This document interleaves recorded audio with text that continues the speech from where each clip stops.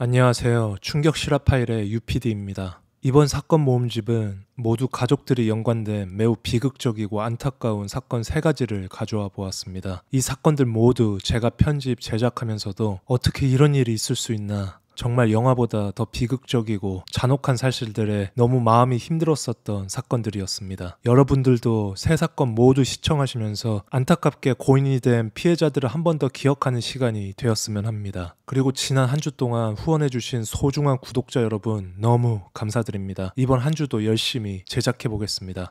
감사합니다. 그럼 3가지 사건 모음집 시작합니다.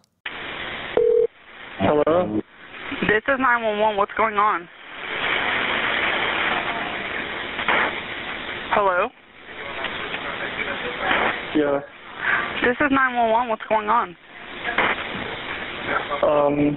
I recently got disconnected. I had told you guys everything that happened about the argument with my mom and dad. Okay, tell me exactly what happened. They were arguing and I shot him in the head and he's not breathing anymore. Yeah, I'm thinking about, because I already poured gasoline all over the house. I might just set it on fire. Okay, well, we don't need to do that, okay? In a little bit, I might.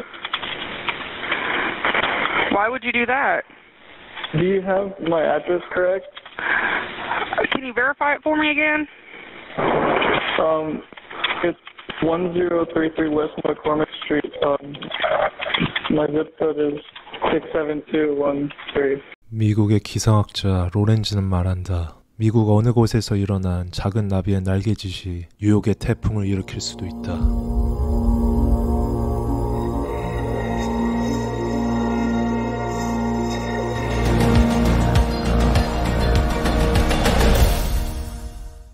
마지막 충격적인 비하인드 영상까지 시청 부탁드립니다. 2017년 12월 28일 캔자스주 위치타에 사는 그 당시 19세 셰인 가스킬은 오하이오주 신시내티 외곽에 사는 당시 18세 케이시 바이너랑 콜 오브 듀티라는 게임을 하고 있었다. 그들이 한 팀을 맺어 같이 게임을 하고 있었던 사이트는 한 팀이 다른 팀을 상대로 이기게 되면 소액의 돈을 딸 수 있는 구조였는데, 셰인 가스킬의 실수로 같은 팀이었던 케이시 바이너의 캐릭터를 죽이게 된다. 그래서 그들의 팀은 지게 되었고 게임에 걸린 1달러 50센트를 잃게 된다. 그리고 셰인과 케이시는 이 일로 온라인에서 엄청난 설전을 벌이는데 여러 욕설과 입에 담지 못할 멘트들을 서로 난무하게 된다. 그로 인해 케이시는 자신을 죽인 셰인에게 복수하기로 마음먹는데 그는 순간 그를 도와줄 누군가가 번뜩 생각난다. 1990년생인 LA 태생 타일러 베일스는 어릴 적 아버지가 돌아가시고 그의 엄마는 어린 타일러를 친정엄마에게 맡기고 라스베이거스로 자취를 감춘다. 그 이후 그는 별다른 사회활동 없이 집안에서 주로 게임과 온라인상으로만 여러 사람들을 만나며 교우관계를 다지게 되는데, 실제로 그가 25살 때까지 단 한 번도 어떠한 알바나 변변한 직장에서 일을 한 경험이 전무했다. 그리고 그는 미국 온라인 게임 헤일로라는 게임의 프로게이머가 되고 싶었지만 실패하고 미국 게임상에서 보복하고 싶은 사람들을 타겟으로 허위 전화나 장난 전화로 공권력, 즉 경찰이나 특공대를 그의 집으로 출동하게 하는, 간단히 말해 가짜 범죄를 기초로 한 허위 신고를 하는 행동, 스와팅에 심취하게 된다. Never heard of swatting. Honestly, I hadn't until this story happened. I've got 2 people here held hostage. It's when someone makes a prank call about a bogus crime to get the SWAT team to go to someone's house. 실제로 그는 캘리포니아 샌프란난도 밸리에 있던 중학교에 허위 폭탄 협박을 넣은 것과 LA 글렌데일에 위치해 있는 KABC TV 방송사에 폭탄 협박 전화를 넣는 바람에 결국 경찰에 체포돼 2017년 1월부터 8월까지 7개월간 옥살이를 하게 된다. 그리고 다시 2017년 8월 출감한 후에도 끊임없이 스와팅을 시도하는데, 그의 집과 가까웠던 사우스 LA에 있던 도서관의 와이파이를 이용해 온라인상 주로 게임 커뮤니티 안에서 20불에서 50불 사이의 의뢰를 받으면 직접 스와팅을 행해주는 일종의 온라인 대행 보복 일을 하며 생계를 이어가게 된다. 그리고 그는 모든 업무의 요청일을 그의 트위터 아이디 스와티스틱을 통해 받게 되는데, 그의 아이디는 게임 커뮤니티 속의 하나의 악동으로 자리잡아 유명한 인터넷 속 셀럽이 되어버린다. 다시 2017년 12월 28일 캔자스주 위치타, 트위터의 악명 높은 스와티스틱을 생각해낸 케이시는 그에게 $40를 주고 셰인의 집으로 스와팅 보복을 하고 싶다며 의뢰를 한다. 스와티스틱은 케이시의 의뢰를 받아 셰인의 정보를 캐기 시작했고, 자신의 정보를 캐내고 있던 스와티스틱의 존재를 알아듣는 쉐이는 보란듯이 내 주소는 1033 웨스트 맥코믹 스트리트 위치타 캔자스 67247이라며 너가 정말 말로만 지랄하는 애송이가 아님을 증명해보라며 못하면 너의 친구 케이시가 흘린 너의 정보를 모두 공개해 5년 동안 빵에서 썩게 해줄게 라며 스와티스틱에게 도발까지 한다. 스와티스틱 즉 타일러는 자신을 신으로 생각하는 나르시시즘의 최고봉이었는데 그의 자존심은 타인이 생각하는 것 이상의 훨씬 큰 그의 자아 그 자체였다. 그런 자존심을 건드린 쉐인을 타일러는 가만히 볼 수가 없었고 결국엔 This is 911. What's going on? My mom and dad, they were arguing and I shot him in the head and he's not breathing anymore. Okay, do you have any weapons on you? Yeah, I do. Handgun. Okay. What's your address?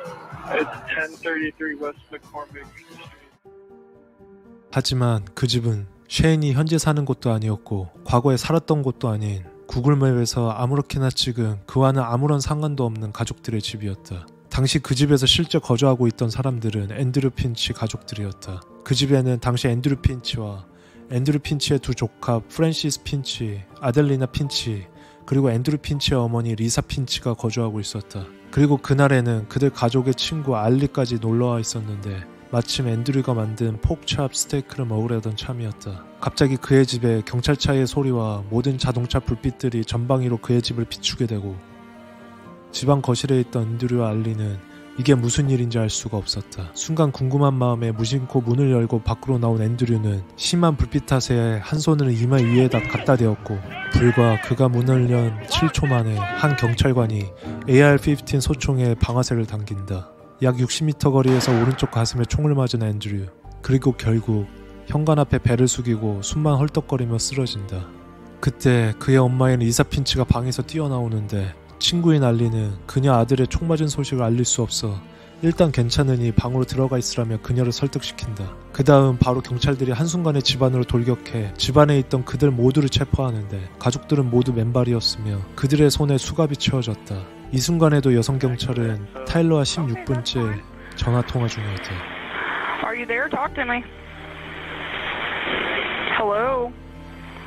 그리고 그 당시 친구네 집에 있던 조카 프랜시스를 제외한 그의 누나 아델리나 핀치가 그녀의 방에서 음악을 듣고 있었는데 그 당시 그녀의 나이는 17세였다. 경찰은 아델리나에게도 습격하자마자 수갑을 채우고 집 밖으로 끌고 나오는데 그녀는 집문 앞에 쓰러져 있던 자신의 삼촌의 몸을 실제로 가로질러 나가야 했다. 그가 총을 맞고 숨을 헐떡거리는 모습, 피를 흘리며 죽어가는 모든 모습을 지켜보게 된 것이다. 그렇게 정확히 약 20분 동안 현관 앞에 총을 맞고 쓰러진 앤드류는 어떠한 응급치료도 받지 못한 채 후에 병원으로 후송되지만 이미 집 앞 현관에서 사망한 것으로 판명된다. 수갑이 채워진 앤드류의 엄마 리사, 그의 조카 아델리나, 그리고 이웃 친구인 알리는 그와 함께 병원으로 가는 대신 모두 경찰서로 끌려가게 된다. 이후에 악명 높은 스와티스틱을 속였다는 사실에 너무 신이 난 쉐이는 그에게 경찰들이 내가 살던 전집으로 갔네? 아이고 어쩌냐 등신아 라며 메시지를 보냈고 스와티스틱인 타일러는 그에게 그럼 넌 네가 직접 살지도 않는 집의 주소를 주고도 그냥 센 척한 거네? 개쫄보 개집애 라며 조롱했다. 쉐이는 다시 어쨌든 수고했다. 근데 네가 케이시에게 받은 임무는 실패했어. 내가 인터넷에서 내 놈들을 완전히 엿먹였으니까. 두 사람은 계속 유치한 말장난으로 누가 자랑할 권리가 있고 누가 이겼는지를 두고 싸우게 된다. 사건 하루 후 대대적으로 이 사건이 전국에 보도가 되자 쉐이는 타일러와 케이시에게 연락해 메시지 전부 다 삭제해. 이제 이 건은 살인사건이 됐으니까. 라며 경고하며 온라인상에서 잠적한다. 이후 이 사건이 걷잡을 수 없이 커지게 되자 후에 타일러는 킴스타라는 유튜버 스타와 인터뷰에 동의하고 이 사건에 대한 자신의 의견을 내비치게 되는데 The argument can be made that the police would have never shut up if I didn't make the call. However, I don't believe that I'm the only guilty party involved in this whole incident, considering I was contacted and almost instructed to SWAT and taunted to SWAT address. You could point the finger at the cop who killed someone. You could point the finger at the guy who made the call. You could point the finger at the person who provided the address saying, oh, look, this is where I live. Go ahead and swat me.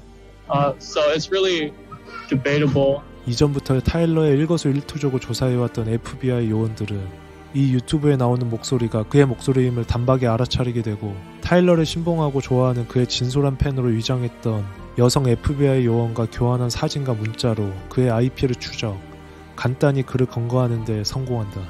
그는 항상 자신이 자주 갔던 캘리포니아 사우스 LA에 있던 공공도서관에서 체포되게 된다. 사건 이후 미국 전역은 그날 앤드류의 사망에 직접적으로 관여한 사람인 캔자스주의 위치타 경찰관에게 이유를 따져 묻고 싶었다.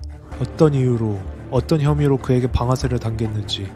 실제로 앤드류는 비무장이었으며 단지 환한 불빛에 손을 올려 눈을 가린 것뿐이었다. 하지만 위치타 경찰국은 경찰보호법과 캔자스주의 기록공개법에 의거해 그 총을 쏜 경찰관의 이름을 알려줄 수 없다며 철저히 그의 이름을 함구한다. 전국은 위치타 경찰의 무리하고 과도한 권력남용에 의해 무고하게 앤드류가 사망했다며 경찰 비난 여론이 들끓기 시작한다. 실제로 미 전국 평균 총격 사건은 경찰 1300명당 1명꼴인데 반면 위치타 경찰국은 120명당 1명꼴이었다. 이 수치는 전국 평균보다 11배가 높은 수치였다. 하지만 카운티 연방법원은 그가 계획적으로 총을 쏘았다는 증거가 부족하고 공무상 집행된 일이었기 때문에 그를 기소할 수 없다며 그에게 제기된 모든 혐의를 벗겨준다.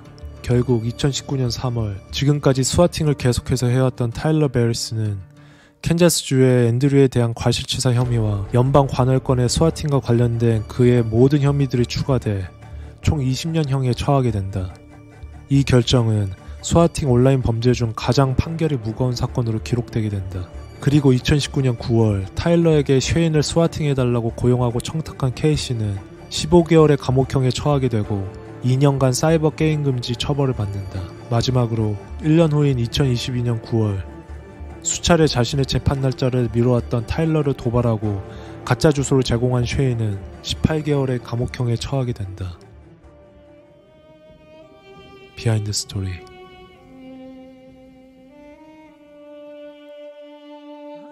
탐사보도 전문기자 맥코에이즈는 위치타 경찰국 익명의 이름으로부터 앤드류를 직접적으로 총기로 살해한 위치타서의 경관의 이름은 저스틴 랩이라는 사실을 알게 된다. 그는 8년 동안 근무했었던 경찰이었고 전 군인이었으며 이 사건 이전에 이미 그는 총기 남용으로 인한 경찰국으로 들어온 컴플레인이 10건 이상 되어 있었다고 한다. 저스틴 랩은 2022년 이 영상 정확히 몇 달 전 그의 서에서 승진한다. 타일러를 계속해서 쫓아 검거에 많은 도움을 준 독립탐사보도 전문기자인 매커 헤이즈는 이 사건이 있은 직후 타일러와 채팅으로 짧게 인터뷰를 하게 되었는데 그는 왜 이런 짓들을 계속 해오는 거냐, 혹시 너도 뭔가의 계기가 있었냐는 물음에 타일러는 나도 한번 세게 당한 적이 있었다. 매코는 어떤 식이었나, 어떤 피해를 입었었나 라며 반문했고 타일러는 딱 한마디를 남긴다. 그냥 어쨌든 난 안 뒤졌어. Man, he's a fucking little prick. I don't even put the full blame on him, but man, he's just such a little fucking prick. Just that one sentence, I didn't die. 앤드류의 집안에 있던 두 조카 아델리나와 프란시스의 엄마는 그들이 아주 어릴 적 텍사스에서 차 사고로 목숨을 잃는다. 그 이후 아버지처럼 그 어린 조카들을 고등학생 때까지 키웠던 앤드류는 그들에게는 삼촌이 아닌 실제 아버지일 수밖에 없었는데 그런 아버지의 죽음을 눈앞에서 목격한 아델리나는 엄청난 트라우마와 우울증으로 가정 고통을 받게 되고 사건이 있은 약 1년 후 2019년 1월 11일 그녀의 집에서 자신의 머리에 총을 겨누어 자살한다.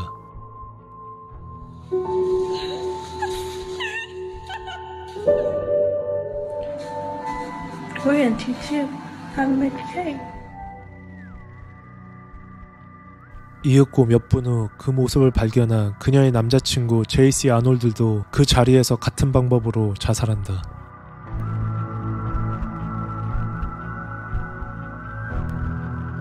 그리고 그녀의 동생 프랜시스도 몇 차례 자살 시도를 하지만 그는 다행히 목숨을 건지고 지금까지 노력하며 잘 살아가고 있다. 그리고 죽은 앤드류의 어머니 리사의 노력으로 Lisa Finch, Andrew Finch shooting. The death of my son has changed every iota of my being. I never wanted to be in the public eye. My preference before this was staying at home and not to be put on display.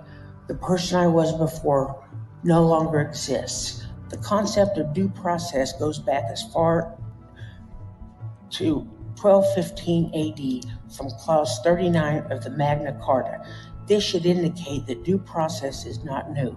Shouldn't law enforcement and public officials be aware and abide by this constitutional right? Lisa, can you wrap it up right quick? You've gone over 5 minutes, so. My time has been taken away from me, sir. This is my time. Do you? No, she can't. That's not. You work for the public. I'm taking Correct. my time.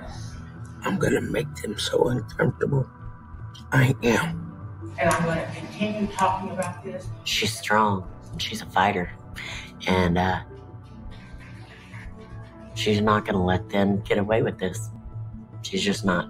결국 핀치 살해 사건에 대응하여 캔자스주 의회는 2018년 3월 잘못된 경보나 지침으로 인해 무고한 사람이 부상이나 사망을 초래하게 된다면 그 혐의를 1급 중범죄로 규정하고 10년에서 41년 사이의 징역형을 선고해야 하는 법안에 승인하게 된다.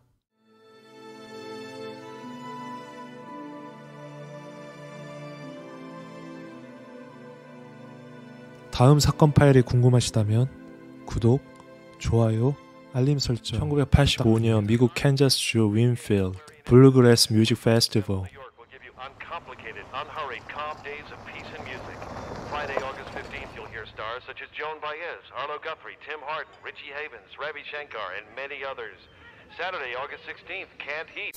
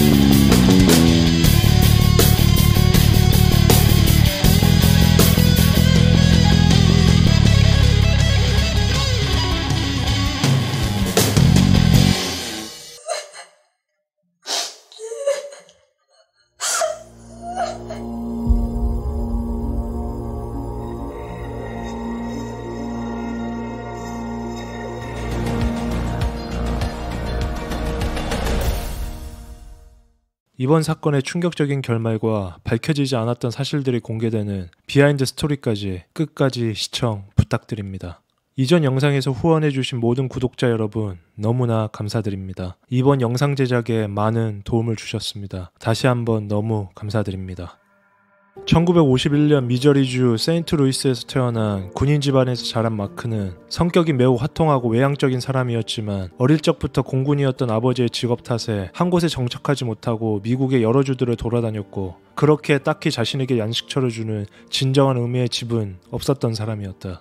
1962년생 마크와 같은 미저리주 스프링필드에서 태어난 다이앤은 매우 종교적 색채가 짙었던 기독교 가정에서 자랐으며 성격은 매우 내성적이고 부끄러움이 많았던 사람이었다. 하지만 어릴 적부터 음악과 그림의 소질이 뛰어나 자신이 다니던 교회의 성가대에서 항상 대표로 나와 찬송을 부르곤 하던 사람이었다.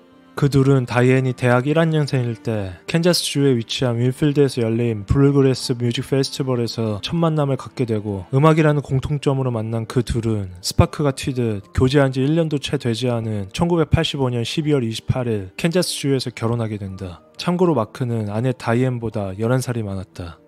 그렇게 그들은 결혼 1년 후 1986년에 장남 숀을 출산하게 되고 그 이듬해부터 새 가족은 다이앤의 고향이었던 미저리주의 스프링필드로 정착해 살게 된다.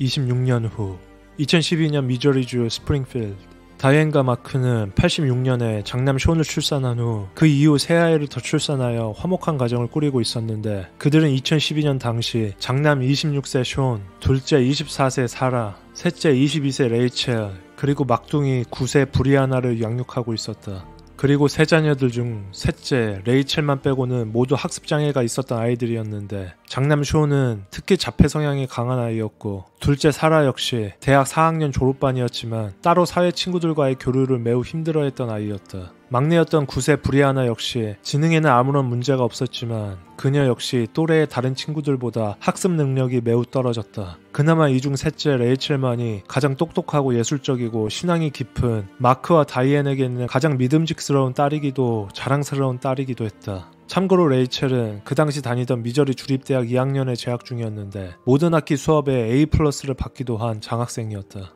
그리고 이 가정의 실질적 가장은 엄마 다이앤이었는데 그녀는 풀타임 간호사로 월요일부터 금요일까지 매일 병원으로 출근하였고 주말에는 따로 알바 형식의 일들도 구하며 투잡, 쓰리잡까지 오롯이 꾸준한 경제활동을 한 식구는 다이앤 혼자였다. 또한 사건이 일어나 2012년에는 평생 직업이었던 간호사에서 더욱 좋은 환경과 봉급을 받을 수 있는 유명 헬스케어 회사 매니저로 이적해 열심히 일을 하고 있는 중이었다. 그리고 그녀의 모든 삶의 중심은 자신이 다니던 교회 활동을 중심으로 돌아갔으며 그녀의 자녀들도 모두 매우 신실한 크리스찬이었다. 반면에 남편 마크는 대학생 때부터 시작한 밴드 활동이 그의 직업이 되어 자신의 밴드 Messing with Destiny를 만들어 미국 중서부 바들을 돌며 공연을 하며 경제활동을 하였지만 매우 불규칙적이고 수입이 불안정한 탓에 아내 다이앤과 많은 마찰을 빚게 된다. 그리고 그는 매우 술을 즐겨했던 애주가였고 담배를 하루에 이 2-3갑씩 피던 꼴초이기도 했으며 그가 식구들과 한식탁에서 마주 앉아 밥을 먹는 횟수는 극히 드물었다. 따라서 가정 내의 실질적 가장은 아내 다이앤이었고 아이들 역시 아버지 마크보다는 다이앤에게 모두 의지하고 그녀의 정서적, 경제적 지원으로 살아간다.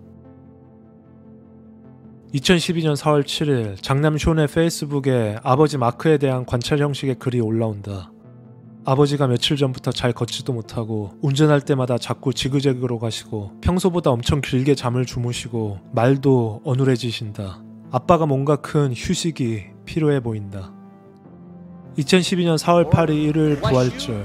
엄마 다이앤은 평소처럼 교회에서 부활절 예배를 드리고 집으로 돌아오는데 남편 마크의 차가 파킹되어 있는 것을 확인한다. 평소에는 항상 동네 근처 바에서 공연 준비를 하거나 술을 마셨던 남편 마크가 웬일인지 오늘은 집안에 있는 것을 확인하고 다이앤은 반가운 마음에 침실로 들어가 인사를 하려 방으로 들어가 본다. 하지만 마크는 침대에 대자로 엎드려 누워 있었고 아무런 의식 없이 입에는 피가 묻어있는 상태로 쓰러져 있었다. 그 장면을 본 다이앤은 그 즉시 911로 신고 전화를 한다.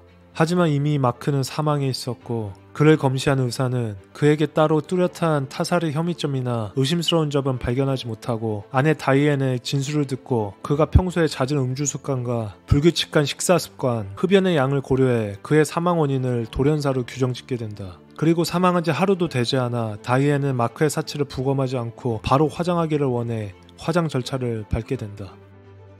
그리고 정확히 5개월 후 2012년 9월 2일 아빠 마크의 사망으로 받은 사망보험금으로 예전보다 더 큰 집으로 이사를 오게 된 다이앤 가족은 아버지의 부재에도 별다른 부침 없이 행복한 나날을 보낸다. 그러던 어느 날 교회에 성가대 연습을 마치고 집으로 돌아온 다이앤이 장남 숀이 그의 방 침대에 엎드려 아무런 신체 반응이 없는 것을 발견하고 즉시 911로 전화를 걸게 된다. 아버지 마크와 마찬가지로 숀은 이미 사망한 상태였고 그를 검시한 의사는 엄마 다이앤이 설명해준 평소에 자폐 성향이 강했던 숀이 자주 간질 발작을 일으킨 점 그리고 간질약과 여러 정신병 약을 자주 복용했던 점을 토대로 그의 죽음 역시 돌연사로 결론 내리게 된다. 물론 그의 사체도 검시가 완료된 다음날 바로 화장하게 된다. 2012년 12월 둘째 사라는 프랑스어 전공으로 미저리 주립대학을 졸업. 하지만 졸업 후에도 그녀는 집안에 갇혀 사회로 나갈 생각을 하지 않는다. 엄마 다이앤은 사라에게 사회에 나가 취직을 하고 집안의 경제적 보탬이 되어주었으면 하는 바람을 비추지만 사라 그녀는 엄마와의 대화를 거부한다. 그리고 다시 6개월 후 2013년 6월 다이앤의 집. 어느 날 밤 911로 다급한 신고전화가 한 통 오는데 그것은 엄마 다이앤이 자신의 딸 사라가 엄청난 고통으로 죽어가고 있다며 빠르게 구급차를 보내달라는 내용의 통화였다. 그리고 그렇게 바로 중환자실로 이송된 사라가 생사를 다툴 무렵 이 소식을 들은 주변에 있던 이웃들은 이때부터 이 집안에 뭔가 수상한 점을 느끼게 된다. 그리고 마침 다이앤이 다녔던 교회의 담임 목사는 이 소식을 듣자마자 평소 엄마 다이앤의 기도 소리를 들은 것이 생각이 나 경찰에 한 통의 전화를 넣는다. 그리고 기적적으로 중환자실에서 수술을 받던 사라는 단 며칠 만에 의식을 되찾고 회복기에 접어들게 된다. 하지만 이 시점에 사라가 중환자실에 있음에도 불구하고 다이앤은 그녀에게 무척 무심한 태도를 보였는데 기적적으로 상태가 호전된 사라를 보고 예전에 계획했던 여름 휴가를 다른 딸들과 꼭 가야 한다며 당시 사라를 간호했던 간호사에게 자신의 여행 계획을 전했다는 것이 그 당시 간호사의 주장이다. 며칠 후 사라를 담당했던 의사는 조심스럽게 아마 아버지 마크, 아들 숀, 그리고 딸 사라 이 세 사람 모두는 아마 마시지 말아야 할 어떠한 독극물에 감염되었을 확률이 높다라고 추정하며 경찰에게 언급한다. 하지만 그때는 이미 마크와 숀의 사체는 이미 화장한 이후였고 사라도 아직 회복이 불안정한 상태여서 몸 안에 직접 증거를 찾기에는 어려워 보였다. 하지만 운이 좋게도 장남 숀의 사체를 부검한 검시소에서 숀의 일부의 신체 조직을 보관하고 있었고 이 점 때문에 아직 사망하지 않은 사라의 몸에서 채취한 미상의 독극물 증거와 숀의 조직에서 채취한 증거를 서로 대조할 수 있었다. 그 직후 사라의 사고 경위를 파악하기 위해 다이앤을 경찰 취조실로 출두해달라는 요청을 하게 되고 이에 그녀는 매우 호의적으로 그 요청에 응하게 된다. Is it stout? Stouty. Stouty? Okay. Well, again, Miss Stouty, I appreciate you being willing to come down and speak with us. You're very helpful on your part. I'm trying to be. All right. Don't know what I can tell you. Well, okay. Well, that's what we're gonna try and get figured out. Obviously, like I told you at the house, we got the call about Sarah and her condition. But you say she's doing better. Yeah. Okay. Yeah. When did all this come about? 경찰로 매우 호의적으로 출두한 다이앤은 자신의 딸인 사라는 평소에도 자해의 빈도가 높았으며 아마도 그녀 스스로가 무엇을 마신 것 같다며 경찰에 진술한다. 경찰은 그럼 사라가 어떤 것을 마신 것 같냐고 추측이 되냐고 묻자 그녀는 아마 우리 집 차고에 있던 부동액을 마신 것은 아닌지 의심된다며 진술한다. 참고로 무강무치의 부동액은 마시자마자 즉시 효과가 나타나는 것이 아닌 며칠에 걸쳐 사람을 파괴해 사망까지 일으키게 할 수 있는 사람에게는 치명적인 독극물이다. 그리고 실제로 이때 이미 경찰들은 숀과 사라의 체내에서 모두 에틸렌 글리콜이라는 유기화합물이 검출된 사실을 알고 있었고 이 에틸렌 글리콜은 주로 자동차 부동액의 주요 성분으로 그들이 모두 부동액을 마셨을 것이라는 다이앤의 진술을 신빙성 높게 받아들인다. 하지만 이 부동액을 그들이 직접 자신들이 마신 것인지 다이앤이 그들에게 마시게 한 것인지 정확한 상황을 알 수는 없었다. 그러기에 그녀를 신문하던 경찰관은 그녀를 더욱더 압박하기 시작하고 그녀는 경찰관의 노련한 압박에 그 세 명은 모두 자신의 의지들로 아마 부동액을 섭취했을 가능성이 있고 결정적으로 직접 그들 모두 다이앤 자신에게 부동액을 실제로 마셨던 사실들을 털어놓았다고 진술한다. 즉 그녀의 진술에 따르면 그 세 명 모두 자신들 스스로 자신의 처지를 비관해 부동액을 따서 마셨다는 이야기가 된다. 하지만 Did you ever have any suspicion with Mark's death?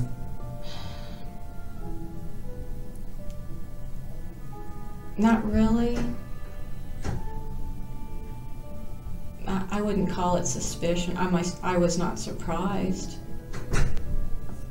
because he would binge drink and. What was your guys' marriage like?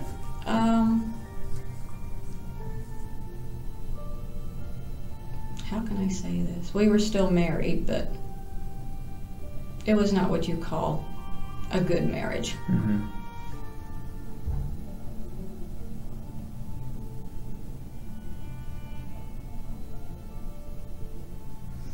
Have there been any infidelities on either side? He had. He had. Mm-hmm. So I'm guessing then, just briefly, Tiny wasn't the best husband? Probably not. Okay. Not to society, no. What do you mean by that, not to society? Well, he was running around and he would drink and smoke pot and. So he wasn't a very good guy, is what you're saying? Yeah. I know, I've had friends who told me I should kick him out, but I couldn't find myself kicking him out. Why not? I was afraid he'd kill himself. Why is that, though? Why would he kill himself? Oh, he was bipolar, too.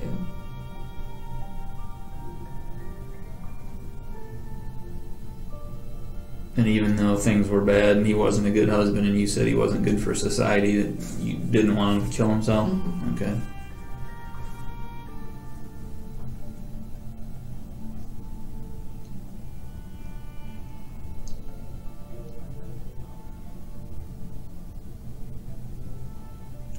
even with all his faults, I still loved him. Okay. And Sean, any reason for anybody to want to harm Sean? I can't think of that. No. Sarah's a difficult child to deal with. I understand. And I've been kind of putting pressure on her to, you need to get out and get a job. Your college bills are coming due. I don't want to pay for them. After all, you get tired of doing everything for your kids, and it's like you need to step up and do it. As far as did I do something to her, I didn't do anything to her. I mean, I guess I could have taken her to the ER sooner, but I didn't know. I don't know. I know I didn't do anything. I'm horrible. I'm a horrible mother. And to put it really short and sweet, I knew they were drinking antifreeze. And I was so mad at them, I didn't want to take them in. You knew, Diane, that they were drinking antifreeze because you were giving it to them.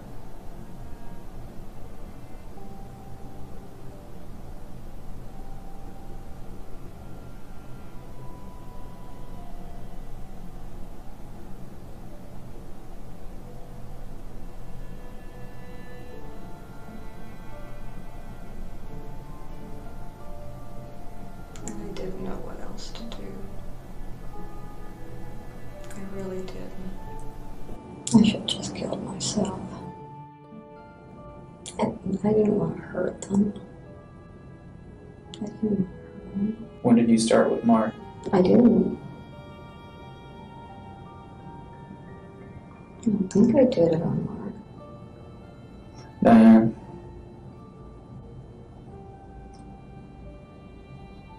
You got to be honest about everything again. Let's not keep going over this because just when I feel you're finally starting to do the right thing, you got to be honest with me about everything. When did you start with Mark? A couple days before. Okay. Finally got, before Sean passed and before Sarah got to the point that she was. Maybe a couple of days. And what were you putting it in? Coca-Cola. What else? I think that was it. How much would you put in? Just a little bit. And why just a little bit? I didn't want to hurt them.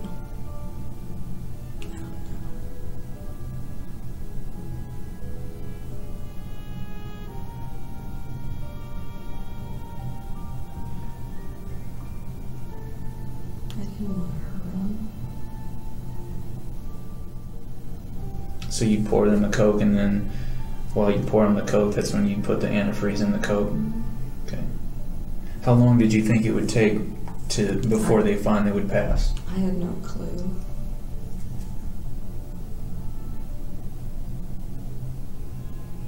When they weren't passing right away, did you eventually start to give them more and more?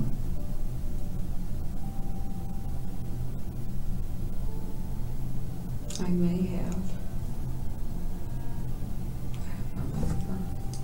How often was this every day, or how many times a day? I guess I should say. Once a day. Once a day. Yeah. And you say it started out with a couple tablespoons, but then when it wasn't killing them, then it moved on to just a little bit more and more. Maybe, I don't remember. 하지만 경찰은 이 시점에서 엄마 다이앤 홀로 이 일련의 모든 사건들을 저질렀다고 보지 않았다. 그들의 추측에는 다이앤의 셋째 딸 레이첼도 이 범행들을 같이 공모 실행했다고 보고 있었다. 이 추측에는 확고한 물적 증거가 하나 뒷받침하고 있었는데 다이앤이 경찰에 출두하자마자 법원의 영장을 받아 경찰은 그녀의 집을 압수수색하게 되고 그 과정에서 충격적인 내용이 적혀있던 레이첼의 일기장을 습득하게 된 것이었다. 그리고 그 일기장에는 2011년 6월의 날짜로 그녀의 아버지 마크가 사망하기 약 10달 전의 날짜에 이런 글이 써 있었다. 아빠가 이제 불과 몇 달 안으로 돌아가실 것을 생각하니 너무 슬프다. 그리고 오빠 션도 아빠를 따라서 갈 것을 생각하니 또 슬퍼지네. 아빠가 죽은 후에 아빠의 바이크는 내가 타고 다녀야지. 그리고 경찰은 셋째 딸 레이첼을 신문하기 시작한다. Well, anyway, we got to looking into this situation further, and obviously doing our own investigation of the last 4 or 5 days, and looking into some stuff. And today, there's more ongoing testing, obviously, and there's going to be some more ongoing testing. But we felt at this point that it was time to have a talk with your mom. After talking to her for a while, she finally told us what she had been doing. She had been giving your father small doses of antifreeze in his drinks over several day period. Same thing with your brother, and same thing with your sister Sarah. I know it's very difficult, and obviously we don't think that you or your sister had any knowledge, obviously, of that. Your mom is obviously she's torn up over the whole thing, and mentally she's beat herself up over it, I'm sure, every day. And like you even said, she's an emotional wreck at home. 그녀는 이런 일련의 사고들은 자신과는 상관없다 하다 신문 중간에 경찰은 그녀가 직접 쓴 이 일기장을 건네주고 신문실을 나간다.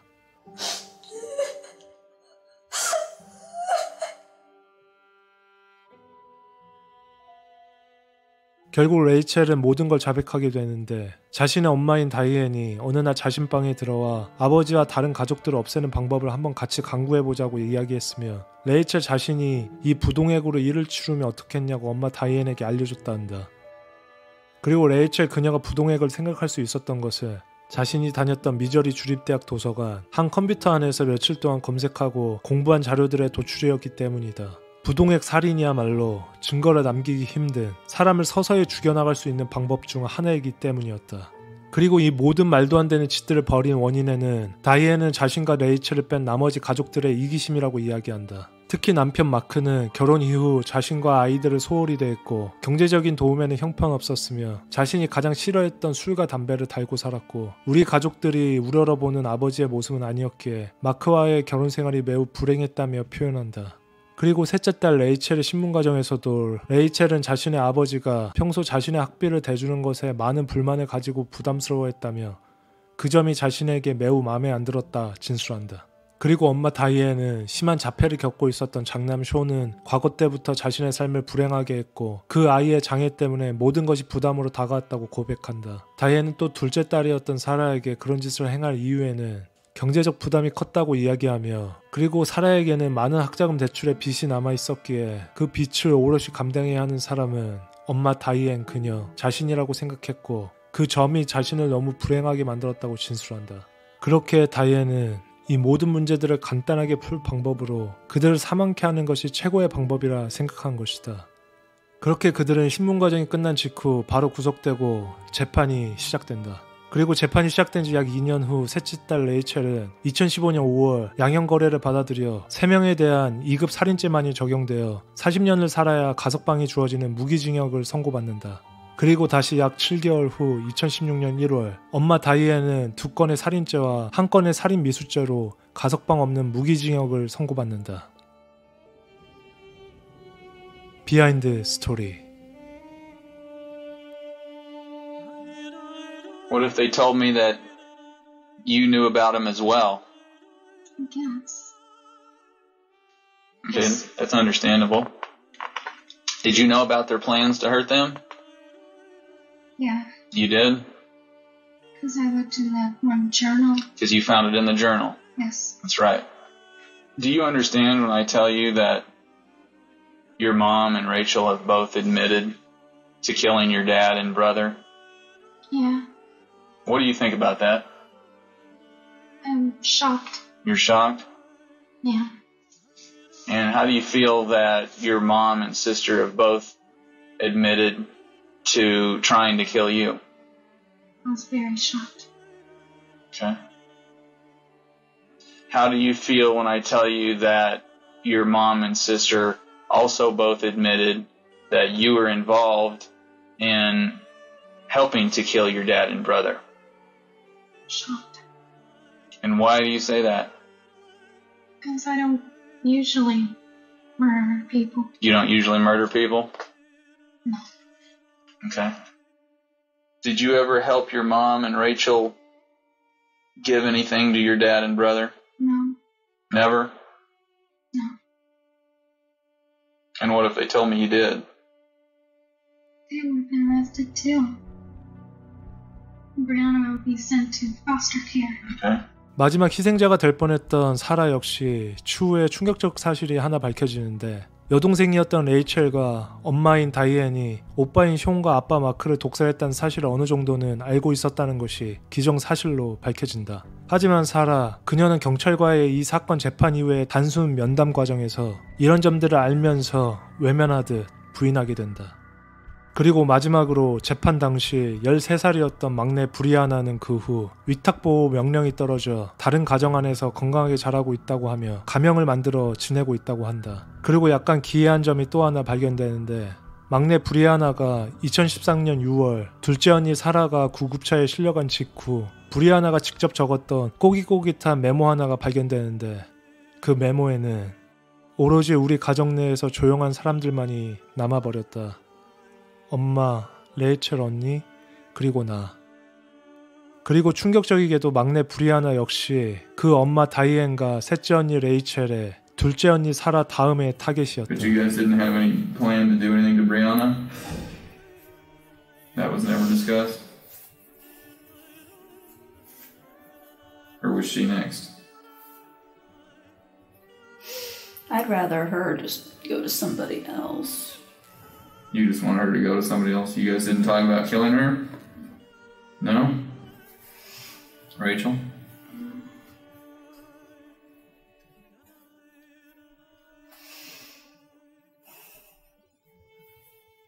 When were you guys gonna kill Brianna? Sometime after Sarah. So what was your eventual goal? I mean, what? Just tell me, why did you and your mom want to kill everybody else? Because I know there's no way how I'd be able to take care of her. I can't take care of me. So how could I ever take care of her? I don't want her to go. So why did your mom want to kill Brianna? Don't think she ever told me, but if I had to guess, it'd be very similar to Sean.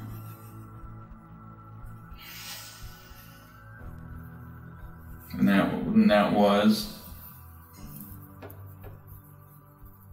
That she was a burden. A burden? Okay.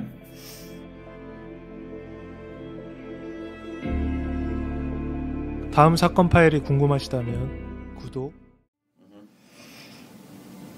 I know I tried. I don't know if I did it. I don't know if I did or not. I saw a little mark on her, but I don't know if I saw anything. But then she rolled and her mouth, and so she went, and then she started to fade away. Do you think you stabbed her or no? I don't know. I didn't see any. I didn't see anything. Okay. So how long would you say it took you to take her life? The whole motion, like from the minute I was sitting in there, or from? Well, I'm saying once you initially take action. Okay. Did you have a knife with you? Yes. Which knife did you have with you? The small knife. Which is what color? Green. Okay, that's the green buck knife that you talked about? The green buck knife, yes. Okay. Alright. So you had that.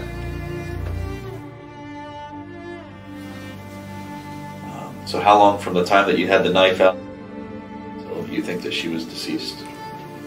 I want to say 10 minutes, 15 minutes, right around there.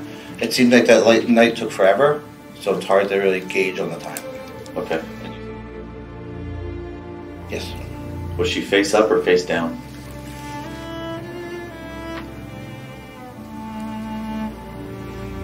She kept moving.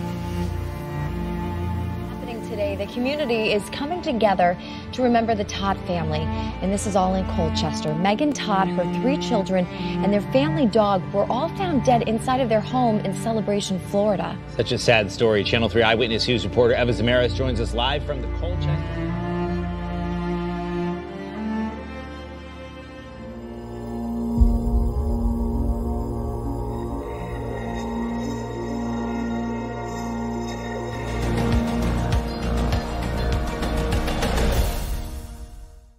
이 사건의 모든 기록은 그들을 조사했던 FBI 요원의 진술서와 그들의 친인척들의 진술로 제작된 책과 기사를 검토해 나온 사실적 팩트입니다. 후반부에 이 사건의 모든 정황의 퍼즐을 맞출 수 있는 충격적인 비하인드 스토리까지 시청 부탁드립니다. Forget Main Street, USA. This is the real Disneyland. Let the celebration begin. Welcome to the weird and wonderful town that Disney built.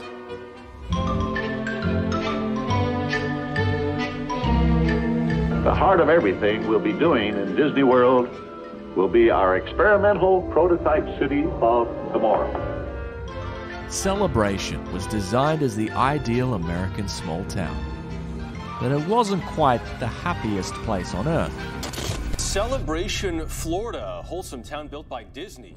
1955년 미국 캘리포니아 애너하임에 지어진 최초의 디즈니랜드를 시작으로 디즈니사가 세운 그들만의 왕국은 전 세계 모든 어린이의 꿈과 희망, 어른들에게는 어릴 적 향수를 불러일으키게 하는 거부할 수 없는 매력의 장소가 되어버린다. 디즈니랜드에는 여러 환상적인 꿈과 동심이 존재했지만 그 이면에는 디즈니사의 철저한 자본주의에 입각한 매우 탐욕적이고 공격적인 마케팅의 어두운 이면도 존재했다. 이 사건은 바로 이렇게 환상적이지만 동시에 어두운 이면도 존재하는 미국 플로리다의 한 디즈니랜드 빌리지에서 벌어진 충격적인 사건에서부터 시작된다.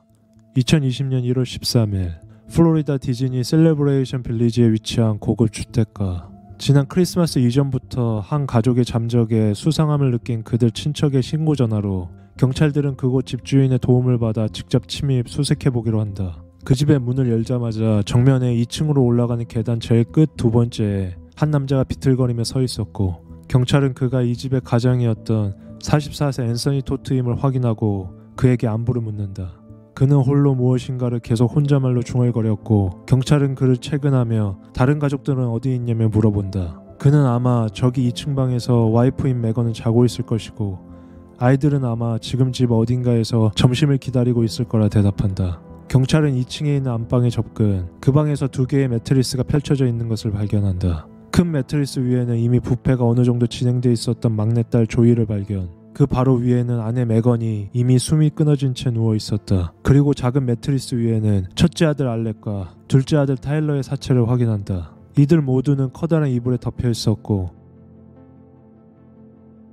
첫째와 둘째 아들에게는 작은 십자가 묵주가 손에 꼭 쥐어 있었다.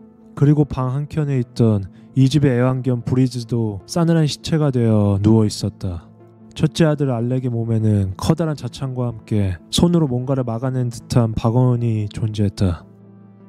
둘째 아들 타일러의 몸에도 커다란 자창과 함께 사망해 있었으며 막내딸인 조이에게는 자창은 발견되지 않았고 질식해서 사망한 흔적만이 보였다. 마지막 아내 메건에게는 흉부에 커다란 자창과 함께 얼굴에 베개가 눌려있는 상태로 질식해 숨져 있었다. 그리고 아내 메건을 제외하고 모두 반드시 천장을 정면으로 누워 있었다. Foul smell. And during your career, have you become aware of what that foul smell indicates to you? Yes, ma'am. What does it mean? I've investigated incidences where there's been dead bodies in residences, and that foul smell is consistent with a dead body. We had called him out and looked for him in the first couple of rooms. upon entering, and then when we got to a larger open area of the residence, there's a stairwell that leads up to the second floor, and the defendant was at the top of the stairs, maybe 2 stairs away from reaching the second floor. 경찰은 곧바로 이들의 아버지이자 남편이 앤서니에게 따져 물었고 그는 정상적인 소통을 할 수 없는 상태로 자신이 수면 유도제인 베나드릴을 수십 알 먹었다고 진술한다. 곧바로 그의 위독한 상태를 확인한 경찰은 그를 바로 경찰서로 인계하는 대신 병원으로 후송한다. 2020년 1월 15일 사건 이틀 후 유일한 생존자였던 앤서니는 병원에서 나와 오시얼라 카운티 경찰서에서 첫 번째 신문을 받게 된다. 앤서니의 진술로는 그들 모두 크리스마스 전 23일에서 24일에 사망했고 그는 그 사체들과 함께 약 3주 동안 한 집에서 생활한 것이 밝혀진다. 그리고 그의 진술은 사체에서 나온 검시소견과 일치했다. 1980년 7월 펜실베니아. 이제 곧 40대를 바라보는 로버트는 그 동네에서 아주 유명한 인물이었다. 근처 고등학교에서 특수교육을 가르쳤던 교사였고 그의 유식함과 이웃을 생각하는 따뜻함은 항상 타의 모범이 되었다. 그는 이웃 동네에 항상 봉사와 기부를 아끼지 않았던 교사였고 경계성 지능장애가 있던 학생들을 무료로 돌봐주기도 한 사람이었다. 그리고 그에게는 그를 언제나 헌신하며 서포트해줬던 사랑스러운 아내 로레타가 있었고 그녀와 함께 낳은 2 아이를 잘 키우고 있었다. 하지만 역시 그에게도 어두운 이면이 존재했는데 그는 아내 로레타와의 8년간의 결혼 생활 중 대부분의 시간 동안 다른 젊은 학생들과 외도를 하고 있었다. 그는 자신의 제자였던 17살 여학생과 교제 중이었고 동시에 바로 앞 동네에서 살고 있던 21세 간호사 콜린과 약혼까지 한 사실이 밝혀진다. 물론 그 약혼을 한 시기에 그는 로레타의 남편이기도 했다. 그는 아내 로레타와의 결혼 생활에서 못 느껴보았던 어린 학생들의 자유분방함의 매력에 빠지게 되고 또한 그가 항상 책임져야 했던 경제적인 압박에서 잠시나마 벗어날 수 있었다. 이런 이중적인 행동과 외도들은 그의 답답했던 생활 속에 하나의 도피처가 되어버렸고 그리고 결국 그 도피처가 그가 지향해야 할 최고의 가치가 되어버린다. 2020년 4월 오시알라 카운티 교도소. 사건 3개월 후 앤서니는 검찰이 그의 자백 이후 가족 모두를 살해한 혐의로 기소한 다음 날, 즉 사건 3개월 후 동생 크리스와의 전화에서 그는 지금까지 그가 경찰에게 했던 모든 진술을 뒤집는다. What's up, Cheesemuff? It's good to hear your voice. I've been held in isolation. I still am. Are you okay? And I don't remember anything pretty much over Christmas and the first week I got here. I don't remember coming here. I don't remember anything after the events, what happened, all that kind of stuff. I have no idea where I was, where I am. 그가 크리스마스 이틀 전 모든 가족들을 직접 살해했다고 했는데 사실 지금은 아무런 기억이 나지 않으며 내가 어떤 식으로 체포가 되었는지 내가 자백했던 경찰서의 일 모두가 기억나지 않는다고 말한다. 1975년 9월 29일 펜실베니아 출신인 앤서니 토트는 어릴 적 이사온 코네티컷 중고등학교 재학 시 말 그대로 최고의 인싸 중 인싸였다. 학교 전체에 그와 척을 지은 친구들이나 그를 싫어했던 교사들은 찾아볼 수 없었고 그는 고등학교 내내 반장을 놓치지 않았다. 그는 실제 고교 축구선수로 몇 년 동안 최고의 플레이어였으며 항상 모든 학생들에게 친절하고 누군가가 도움이 필요할 때면 솔선수범을 아끼지 않는 완벽한 학생이었다. 고등학교 2학년 때 만난 매건과 교제를 시작하게 되고 학교에서 그들은 완벽이라는 단어로는 모자랄 정도로 많은 신임을 받는 완벽한 커플이 된다. 매우 정적이고 차분한 매건과 달리 매우 도정적이고 당차고 자신감이 항상 넘치는 앤서니는 서로서로 장단점을 보완해주는 여러 면에서 완벽하다는 평을 받고 있는 커플이었다. 그리고 무엇보다 그 둘은 종교적으로 매우 신실한 카톨릭 신자이기도 했으며 모든 그들의 삶에는 기도와 성경 말씀이 가장 중요했다 한다. 그리고 고등학교 재학 당시 그들은 대학 졸업 후 서로 결혼하기로 이미 계획을 짜게 된다. 대학을 졸업 후 앤서니는 물리치료사가 되고 음악과 체육의 소질이 넘쳤던 매건 역시 물리치료사 겸 요가 강사로 직업을 잡게 된다. 결혼 후 그들은 패밀리 피지컬 테라피, 즉 가족이 하는 물리치료 클리닉을 오픈하고 코네티컷 지역사회에서 굉장한 신임과 명예를 받으며 일을 하게 된다. 그들의 사업은 엄청나게 번창하게 되며 동시에 그들의 아이들도 점차 태어나게 되는데 2006년에는 첫째 알렉, 2008년에는 둘째 아들 타일러를, 2015년에는 막내딸 조이를 출산하게 된다. 그리고 육아를 위해 엄마 매건은 하고 있는 일을 그만두고 교육과 집안일을 위해 가정주부로 전업하게 된다. 앤서니와 메건은 그들의 아이들을 학교에 보내지 않고 홈스쿨링으로 자신들이 직접 교육을 하고, 특히 메건은 자신이 특기를 이용해 첫째 알렉과 둘째 타일러에게 피아노와 바이올린을 가르친다. 후에 두 아이들은 주에서 열린 피아노 콩쿠르에서 모두 최우수상에 입상하게 될 정도로 음악 신동이라는 말을 듣게 된다. 그리고 그들의 아빠 앤서니 역시 그들이 거주하던 코네티컷 주의 유소년 축구 코치로 지역사회 내에 봉사하며 이웃들에게 많은 신뢰를 얻으며 승승장구하게 된다. Anthony Todt once again denied any responsibility. Todt's wife Megan, their 3 kids, and the family dog were all found dead in their Celebration home in 2020. 다시 2020년 6월 19일 사건 발생 6개월 후 오시엘라 카운티 교도소. 자신의 아버지와 여동생인 크리스에게 전화를 걸어 내가 자백했던 모든 일은 사실이 아니며 내가 기억하는 몇몇의 진실은 따로 있다고 진술한다. 그리고 자신의 아버지에게는 총 27장 분량의 편지를 자필로 써서 보내게 되는데, 이 편지에는 이전과는 180도 다른 몇 가지 진술들을 내놓게 된다. 충격 실화 파일은 이 27장 모두를 입수 그리고 분석, 그의 입장에서 주장하는 가장 중요한 몇 가지 진술을 소개하려 한다. 첫째, 와이프 메건은 2017년 플로리다의 디즈니랜드에 놀러갔다 진드기에 물린 이후 라임병에 걸리게 되고 엄청난 피부병과 고열, 이유 없는 피로감에 시달리게 되었다고 한다. 그 결과 성격적으로 그녀 스스로가 소심해지고 우울해져 갔고 집 근처 친구와 이웃들과의 만남을 꺼려했다고 한다. 그리고 종종 남편 앤서니에게 조만간 다가올 세계 종말에 대해 이야기를 했다고 하는데, 그녀와 함께 세계 종말이 오게 되면 가족 전체가 신실한 카톨릭 신자로서 자신들의 자녀들을 어떤 식으로 영적으로 해방할 수 있을지 많은 고민을 해보았다고 진술한다. 그가 말한 영적인 해방은 즉 육적인 죽음을 맞이한다는 뜻으로 풀이된다.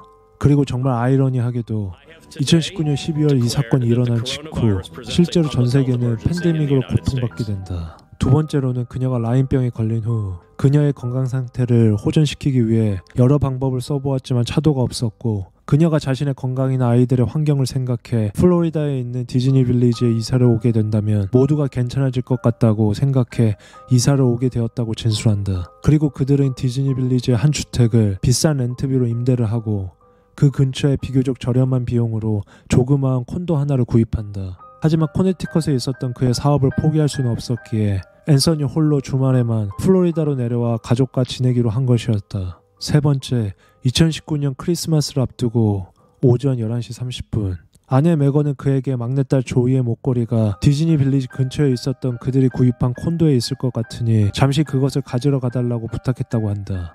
그리고 그는 차로 2분 거리에 있던 콘도로가 막내딸의 목걸이를 찾는다. 하지만 찾을 수 없었고 다시 차를 운전해 디즈니 빌리지 집으로 돌아왔을 때는 이미 메건이 아이들을 살해한 이후였으며 그녀 역시 칼로 자신의 복부를 찔러 앤서니 앞에서 자살했다고 진술한다. 훗날 아이들과 메건의 몸에서는 수면 유도제 성분인 베나드릴이 발견되었고 앤서니의 말로는 그 베나드릴을 아이들이 간식으로 먹을 애플파이에다 넣어서 먹인 것 같다고 진술한다. 네 번째, 그는 와이프 메건과 아이들을 아직까지 잊지 못하고 진정으로 사랑하고 있으며 우리 집안의 모든 경제적, 물리적인 관리 모두는 와이프인 메건이 했기에 자신이 아는 사실은 극히 일부일 수밖에 없다고 자신을 변호한다.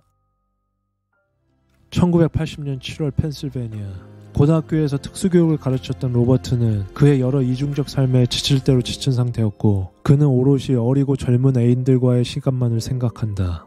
집안에서 기다리던 아내 로레타 그리고 두 아이들은 자신의 삶을 그저 퍽퍽하고 심심한 상태로 만드는 무거운 짐일 뿐이었다. 그는 어느 날 자신이 과거에 가르쳤던 한 제자, 당시 19세였던 존을 돈을 주고 자신의 와이프인 로레타를 살해하라 교사한다. 참고로 그의 제자 존은 경계성 지능장애를 갖고 있던 학생이었고 정상적인 판단 능력을 하기 어려운 사람이었다. 그리고 실제로 새벽에 그는 술을 진탕 먹고 로버트가 알려준 주소로 들어가 잠들다 누군가 들어오는 기척을 느끼고 잠에서 깨어난 로레타의 머리에 한 발의 총을 발사, 그 자리에서 도주한다. 하지만 도주하는 과정에서 그 모든 광경을 지켜보았던 그 집의 5살짜리 아들과 마주치게 되고 아들도 죽이려는 차에 로버트가 이 아이의 살해에 대한 돈은 주지 않았다는 것을 생각해내 그대로 아이를 살려두고 집에서 도주한다.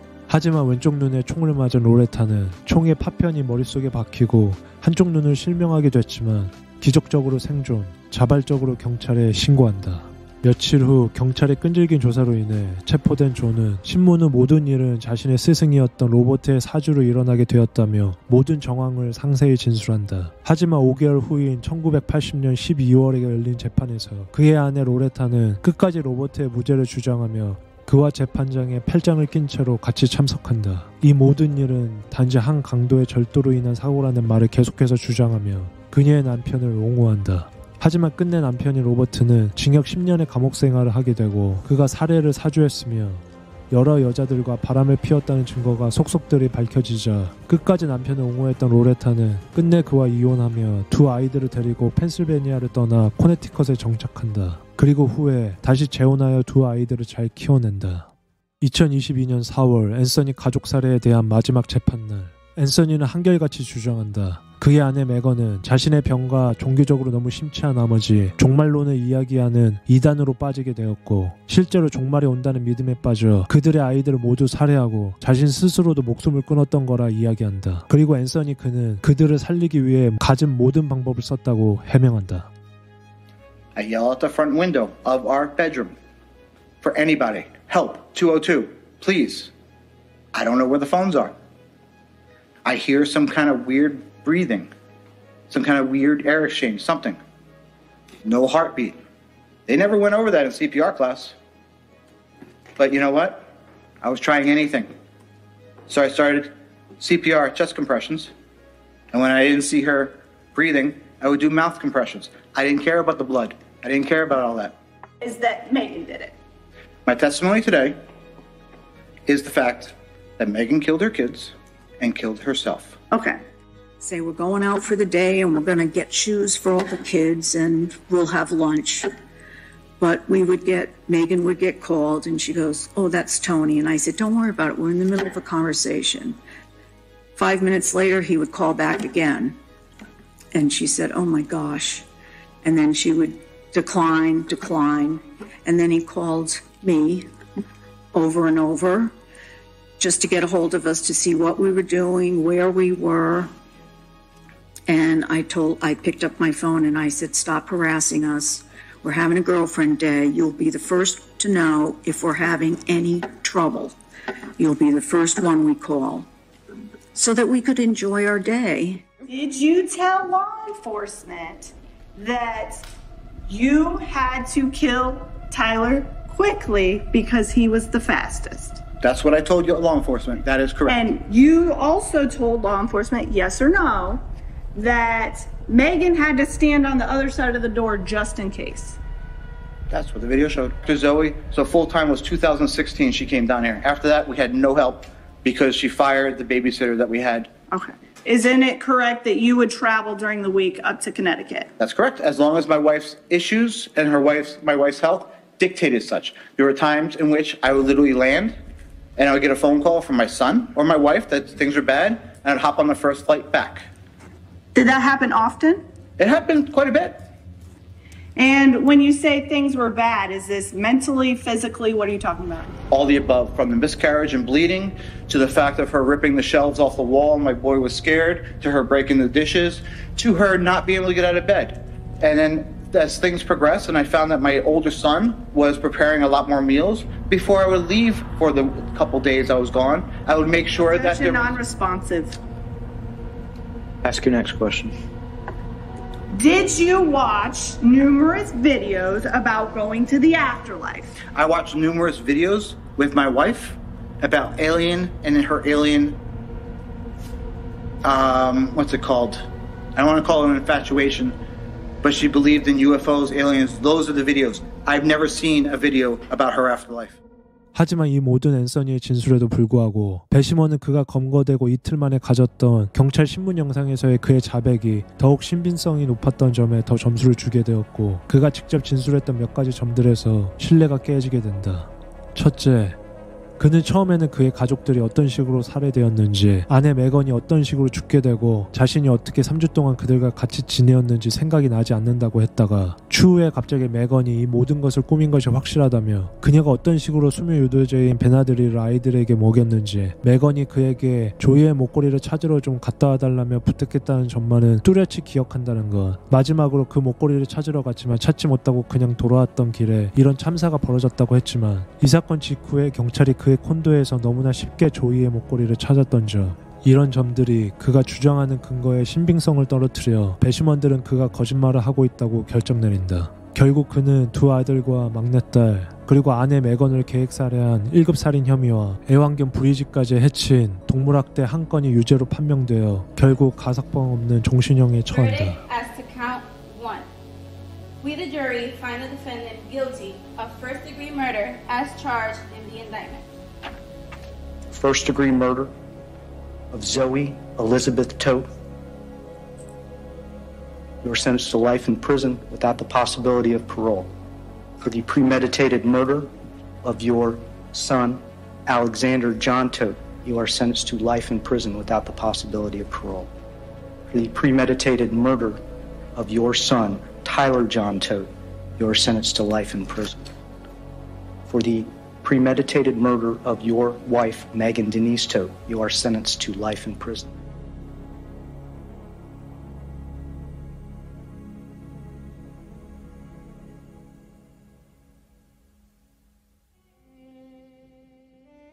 비하인드 스토리.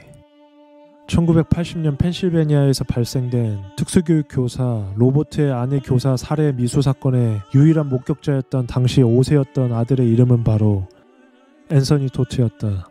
그는 새벽에 인기척이나 잠에서 깨고 엄마를 찾아 침실로 가는 도중 한 침입자가 그의 엄마의 얼굴에 총 한 발을 발사한 모든 장면을 뒤에서 지켜본다. 그리고 이 사건은 그의 인생에 지대한 영향을 끼치게 된다. Something like that? Yep, I break it in the middle of the night.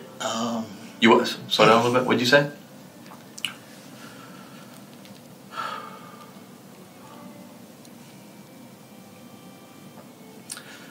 When we lived in Pennsylvania, my sperm donor had hired two of his high school kids to come in and kill my mother in the middle of the night. I had thought it was him coming home late, you know, because he had one or another girlfriend going on. As I turned the corner, I saw my mom getting shot.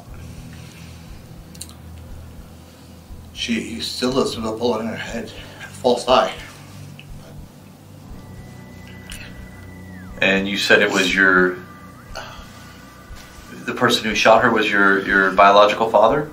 It was my sperm donor's kids. My biological father's special ed's kids. Taught special ed, he taught. So someone he had hired to kill your mother? Yep. Where's he at now? He got out of jail for 5 years. He's in Massachusetts now. Don't fucking leave me alone. He still reaches out to you? And harasses us, yes. In a what? And harasses us, yes. Harasses you? 재판 중 이 사건의 검시관이 결론적으로 판단한 그의 살해 방법은 매우 충격적이었다. 그의 최초 자백 영상에서의 진술에는 그와 메건은 아이들을 살해하기 전 그들에게 수면 유도제 베나드릴을 모두 먹인 뒤 그들의 신체가 매우 나른해질 때를 기다려 첫째, 둘째 아들들은 칼로, 당시 4세였던 막내딸인 조이는 당뇨병으로 몸이 100kg 이상 불어있었던 아빠 앤서니의 신체를 이용해 질식시켰던 점이 드러났다. 그리고 메건은 한 곳의 자창으로 죽지 않자 막내딸을 처리한 것처럼 똑같이 베개와 신체를 이용해 그녀를 다시 질식사시켰다는 점이 드러났다. 앤서니가 오너였던 그의 물리치료 클리닉은 사실 2017년부터 FBI 조사가 들어가 있었다. 그는 허위로 자신의 고객들에 대한 정보를 빼 사실 있지도 않은 치료를 받은 것처럼 허위로 꾸며 그들의 보험금을 타낸 것으로 밝혀졌는데 그가 거짓 클레임으로 횡령한 돈의 액수는 한화로 약 5억 원에 가까운 돈이었고 피해자들은 모두 그를 전적으로 믿고 내원했던 고령의 고객들로 밝혀졌다. 그가 어째서 이런 불법적인 일을 했는가 조사를 해보았더니 실제 그는 여러 채권 채무에 시달리고 있었으며 약 4억 원에 가까운 빚이 있었던 것으로 밝혀졌다. 후에 그는 이 모든 빚들을 메건의 치료비와 플로리다에 있는 디즈니 빌리지의 월세, 그리고 2분 거리에 있었던 자신들의 콘도를 사는데 비용이 쓰여졌다고 주장한다. 그리고 FBI는 매주 주말마다 비행기를 타고 코네티컷에서 플로리다까지 출퇴근을 한 것에 대한 약간의 사치스러운 생활 방식도 한몫했다고 분석한다. 실제로 2019년 12월 23일에 이 사건이 발생되고 3일 후인 26일 디즈니 빌리지에 월세를 내지 못한 점에 의거해 집 현관에 퇴거 조치 벽보가 붙어져 있었던 것이 밝혀진다. 심지어 여러 관리비와 통지서는 몇 달째 연체되어 있었던 것도 추후에 밝혀지게 된다. 앤서니 토트의 라스트 네임은 TODT, 토트. 그는 독일계 미국인이었는데 독일어로 토트의 의미는 데스이다. 어릴 적부터 명망 높았던 신앙이 매우 좋았던 물리치료사의 몰라 그를 완벽하게 변하게 만들었던 요인은 무엇이었을까? 몇 년째 와이프의 병환으로 인한 많은 채무들이 그의 가족에 대한 책임들과 함께 뭉쳐져 도저히 견딜 수 없는 짐으로 다가왔던 것일까? 아니면 어릴 적 어머니가 당한 충격적인 사건을 직접 목격한 탓에 겪게 된 트라우마로 인한 비극이었던 것일까? 확실한 것은 그는 자신의 종교적 믿음과 직업적 소명의식이 확고한 자신 스스로를 무척 사랑했던 나르시스틱 자아를 갖고 있던 인물이었다. 어느 한순간 그의 계획에서 벗어나게 된 아내로 인한 여러 내적 갈등이 결국 이런 말도 안 되는 비극을 발생한 것은 아닐까. 그는 3주 동안 죽어있는 자신의 아이들과 아내를 보며 어떤 생각을 했을까. 아마 자신만의 어떤 의식을 치룬 것은 아니었을까. 이 모든 일들을 밝히고 그냥 여기서 멈출까 아니면 끝까지 가볼까 라는 생각을 무수히 했을 앤서니. 결국 그의 모든 진술에서 볼 수 있듯이 자신만의 왕국에서 최대의 피해자는 자신 스스로였고 그 스스로가 자신을 위하는 마지막 일은 바로 진실을 회피하고 모든 책임을 아내에게 전가하는 것이었다. 그리고 결국 그는 자신만의 세계를 제외한 모든 세계를 파괴하고 스스로를 고립시킨다.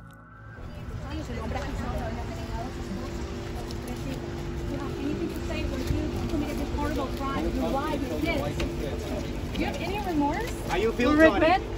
Why do you kill your family? Telling people you couldn't have done this. What do you have to say to their family? Tony, what about the dog? What about Breezy? Say something. It's presented that you, Anthony John Todt, are a destroyer of worlds. That you destroyed the world of your 4-year-old daughter, Zoe Elizabeth Todt. That you destroyed the world of your 10-year-old son, Tyler John Todt. That you destroyed the world of your 13-year-old son, Alexander John Todt.